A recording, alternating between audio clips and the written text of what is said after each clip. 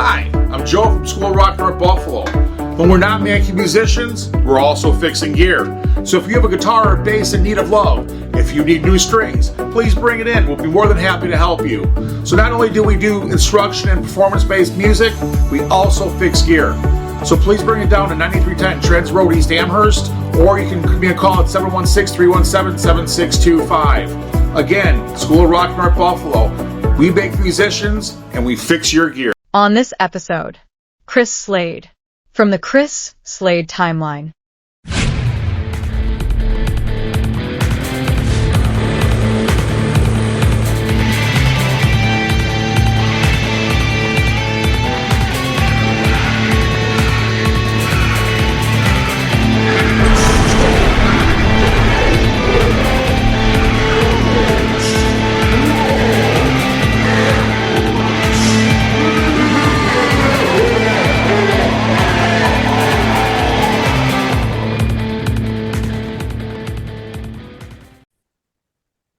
Hello and welcome to this episode of Talking About Rock. I'm Rob Edwards. Here we bring you rock interviews from veteran and upcoming artists. Subscribe on our YouTube channel to stay up to date. Follow us on our social media and our website, talkingaboutrock.com. Today's guest is a founding member of Manfred Mann's Earth Band. He's also recorded and toured with rock legends AC/DC from 1989 to 94, as well as working with other legendary artists such as Jimmy Page, Paul Rogers, David Gilmour, and Gary Moore. Currently, with his latest band, the CHRIS Slade Timeline, Dave just released the video for the track Time Flies from their new album, Timescape. Next, we speak with CHRIS Slade on Talking About Rock. All right, joining us now, let's welcome CHRIS Slade to the show. Hello, Chris. Hi. Hi, Bob. How you doing? Really good. Thanks for joining us. You know, you've played with so many legendary artists during your career, and with the current band, you got the project, the CHRIS Slade Timeline. You're kind of showcasing your music history at these shows. Yep. I wanted to show what the band was all about. We've been together now about 12 years as a band. Same people. So, we must be doing something right. Oh, definitely, yes. So do you want to tell us a little bit about some of the members you have in the lineup? Yeah, guitar is James Crawford. Bass is Stevie G. He's also one of the singers. And the AC/DC voice, if you like, although he has other voices, is Bun Davis. And keyboards is Mike Clark. Excellent. All right. And I think you just released a video for the track Time Flies also. Yeah. Can you tell us a little bit about that track here? It was the first side of the album, of the Timescape album, is all original songs. The second side, I wanted to do two sides, is covers, such as AC/DC, Asia, anything else been working on. And it was chosen really because it's what we had in the can. So we've been recording for at least 10 years. And there's all sorts of stuff there, but a lot of it is not mixed. So I used what was mixed and ready. I'm very pleased with it, actually. Yeah, it's definitely very, very cool. Yeah, very cool. So we're going to take a quick break and check out the track for Time Flies, and then we'll be right back here with CHRIS Slade on Talking About Rock. The dark light shows the road unseen. The path lies betwixt and between. Time and tide will wait for none. You'll see this when time is done. Take your time.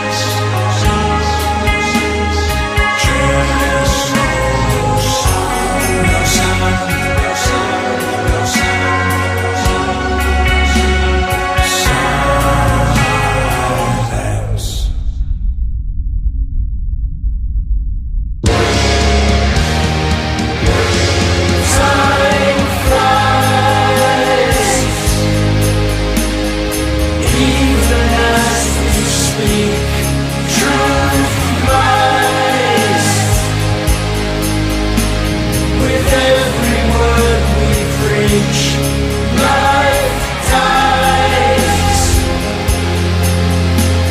with every heart that beats,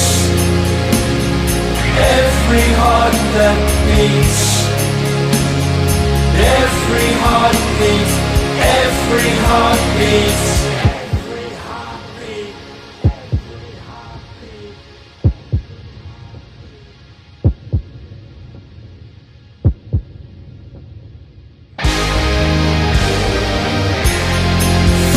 Is quicker than the light.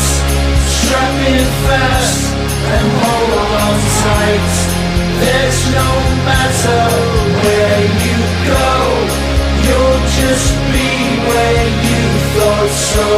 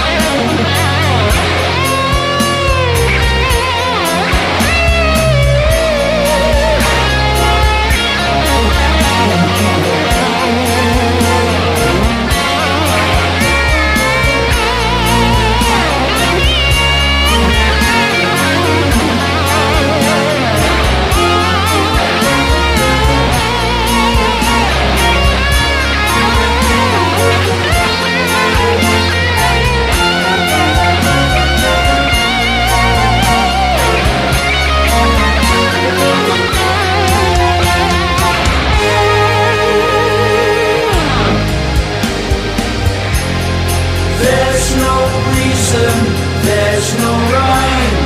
This you'll find as time unwinds. There's no space, there's no time, just the silence of your mind.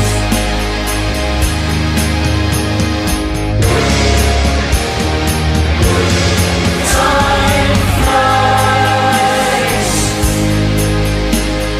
Count the seconds out. Truth lies. The real truth will out. Time dies. So every second counts. Every second counts. Every second, every second.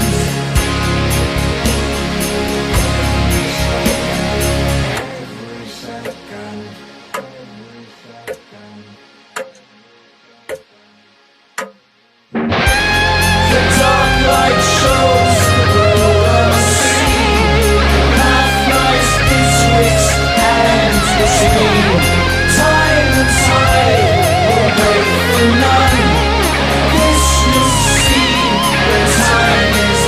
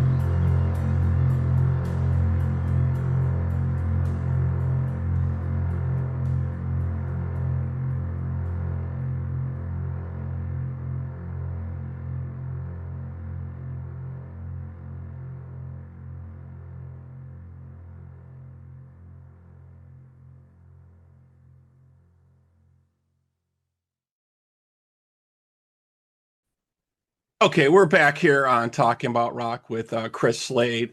Let's talk a little bit about your history. You've performed with so many, legendary artists. Tell us a little bit about working with the project with Jimmy Page and Paul Rogers and the Firm. I mean, they came out with some great tracks from that, Radioactive, Satisfaction Guaranteed, just to name a couple there.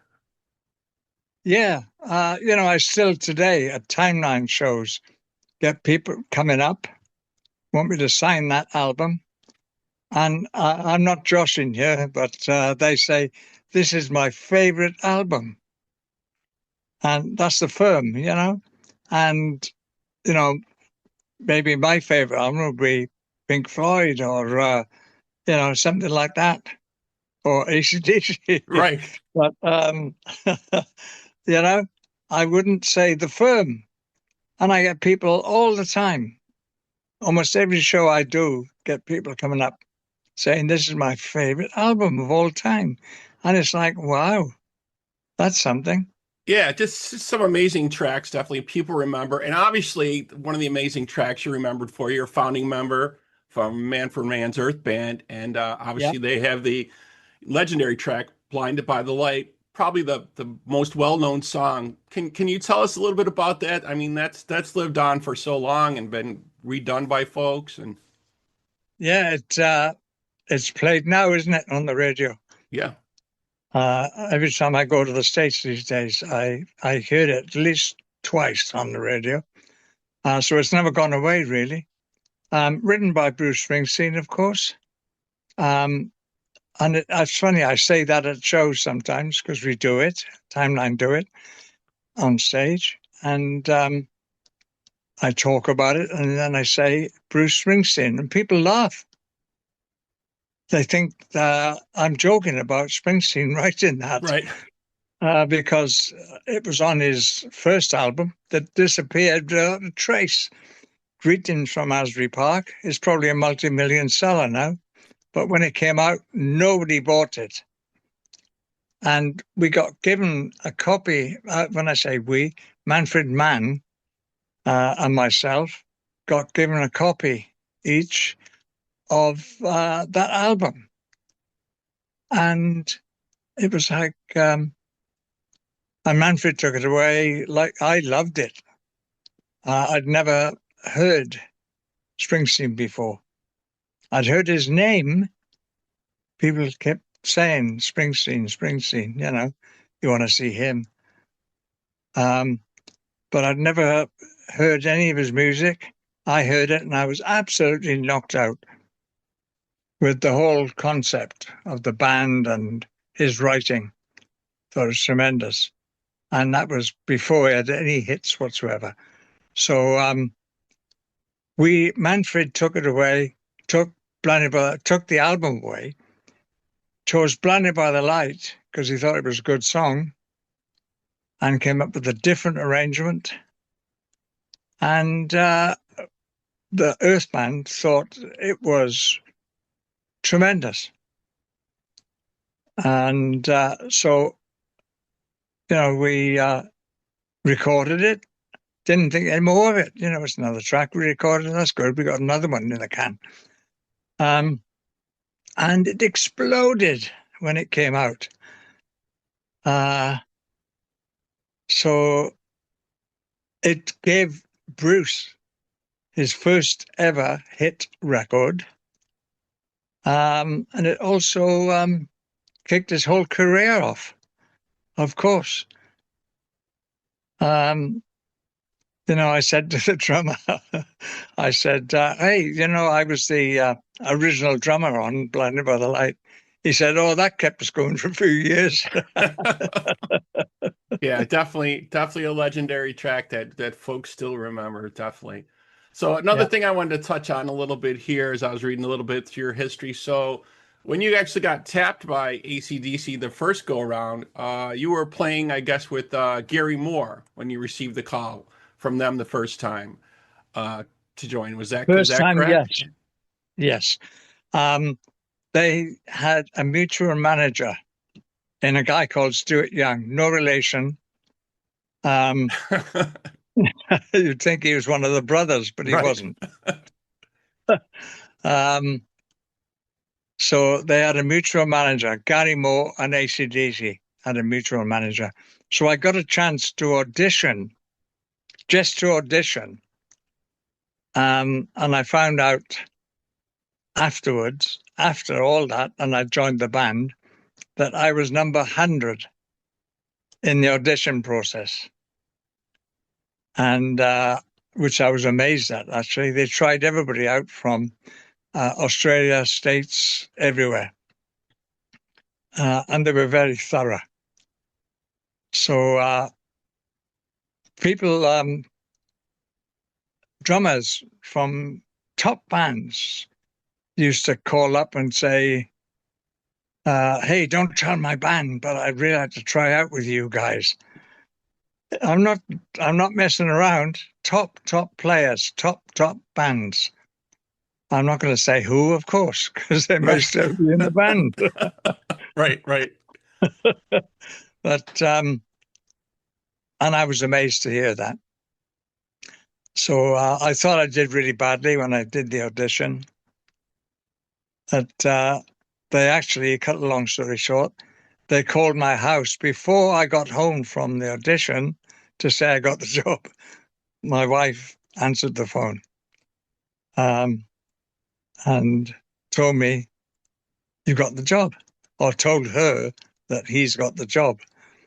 So I got lost on my way home. I was just an hour from home, but I got lost thinking about how badly I did in the audition. So there's a lesson there somewhere.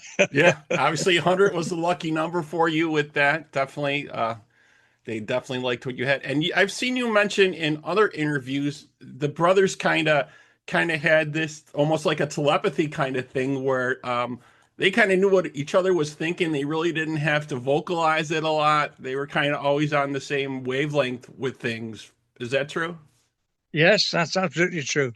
They didn't talk. They just looked at each other. So that had to be a little unnerving sometimes because you were probably like, well, what are they thinking, right? In the audition, they sat right in front of my bass drum, Angus and Malcolm. No pressure. You know, Brian was in one corner and Cliff's in the other corner. And they took 2 chairs, put them down, like 10 feet in front of my bass drum. I went, okay, Back in Black. Okay, I said. You count in, they said. So it's like, oh, geez.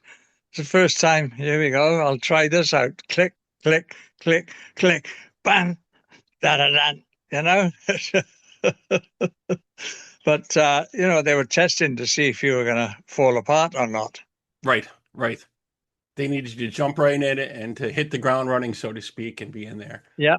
So the other thing I was reading here, it looks like they brought you back a second time, but then they had advised you that they wanted to bring back Phil Rudd for a while and keep you also on the side, I guess, just in case if something happened with Phil, because they weren't really sure where his chops were at, I guess. But you were like, you were like, I don't think that works for me, I think, correct?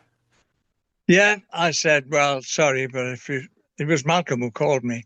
I said, sorry, Mal, but if you're doing that, I'm gone. If it don't broke, don't fix it, because it wasn't broke.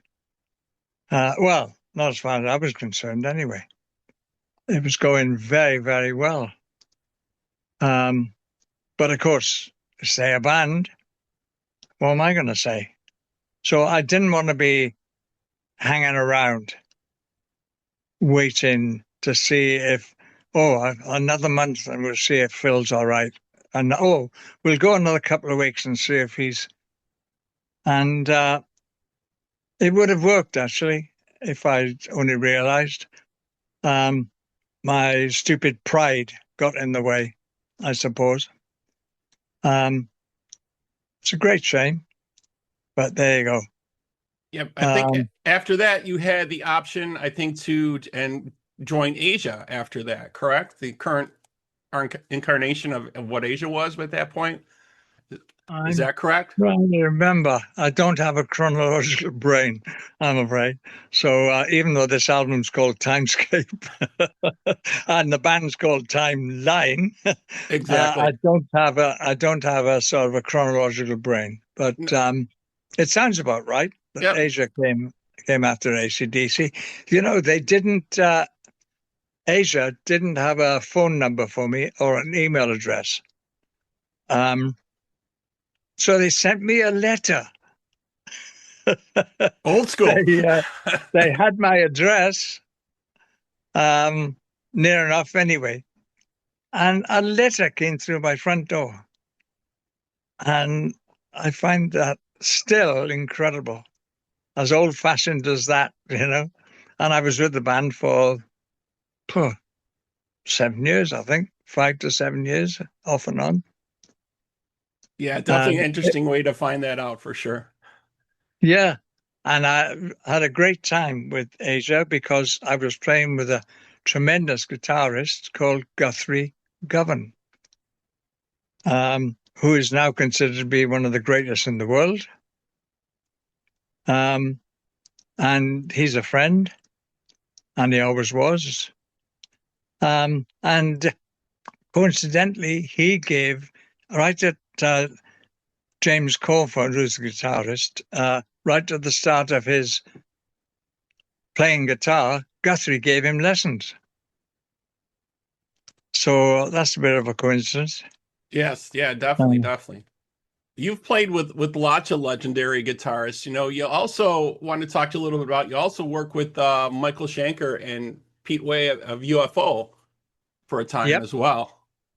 Yep. Not together. But yes, I worked with Pete Way in a band called Damage Control, which didn't do very much, actually. Schenker, I worked with on and off again for like 5 years. And that was a nice experience, shall I say? Yeah, definitely, definitely. So many He's different a tremendous artists. Tremendous player. Yeah, yeah. You work with so many great artists in your career. Obviously, perfect name here for the outfit here, the Chris Slade Timeline. The new album Timescape is out now. Very, very cool. What's your plans going forward here? Do you have other videos to release, or are you looking at some dates you're playing, or? We always it's a bit of a slow time at the moment. For Timeline, that is. And people are saving their money, I think, for big bands, you know, like AC/DC. And I think they've just finished right now. They just finished in the States, AC/DC. Yeah, they just announced the Australian dates would be coming up. Yeah. All right. So people are saving their money, as I say, and they also, because they don't have a lot these days, because of the political situation, and so they're choosing who they're going to see. And it's also summer, so it's not a great time for touring. So Timeline has slowed down a little bit.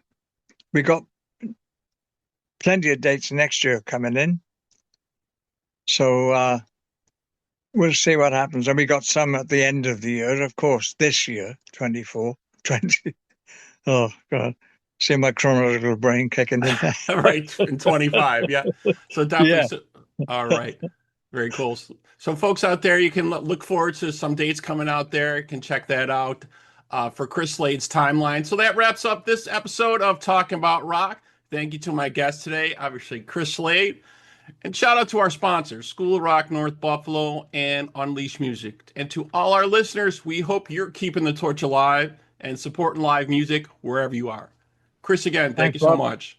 Thank you very much indeed.